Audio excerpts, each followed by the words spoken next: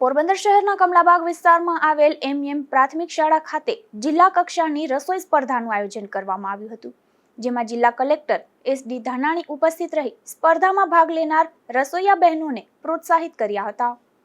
પ્રધાનમંત્રી પોષણ શક્તિ નિર્માણ યોજનાના હેતુ મુજબ બાળકોને પૌષ્ટિક અને સ્વસ્થ આહાર પૂરો પાડવા તેમજ ગુજરાત રાજ્યની પરંપરાગત વાનગીઓના પ્રચાર પ્રસાર માટે આ સ્પર્ધાનું આયોજન કરવામાં આવ્યું હતું।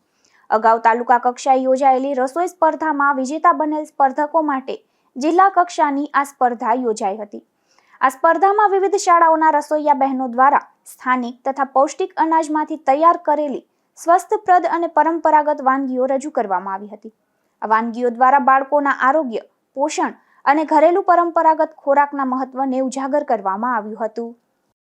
બુલબુલ બાબી જાડેજા, નાયબ મામલતદાર, કલેક્ટર કચેરી, એમડીએમ શાખામાં ફરજ બજાવું છું।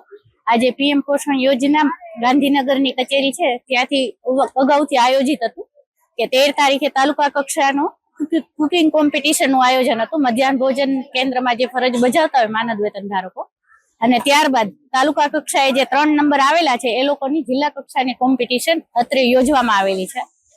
આ યોજનાનો મુખ્ય હેતુ એવો જ છે કે ગુજરાત રાજ્યની સ્વાસ્થ્યપ્રદ વાનગીઓ અહીંયા આ લોકો બનાવશે અને આમાંથી જેનો નંબર આવશે એના માટેની દરખાસ્ત મોકલવામાં આવશે કે બાળકોને આ વસ્તુ આપણે મેનુમાં સમાવેશ કરવામાં આવે। આ કાર્યક્રમ દરમિયાન જિલ્લા કલેક્ટર એસડી ધાનાણી, જિલ્લા પુરવઠા અધિકારી એનબી રાજપૂત તેમજ સંબંધિત અધિકારીઓ, શિક્ષકો અને ઉપસ્થિત મહેમાનો દ્વારા સ્પર્ધકોને પ્રોત્સાહન આપવામાં આવ્યું હતું। Bureau report, Gujarat news, Porbandar.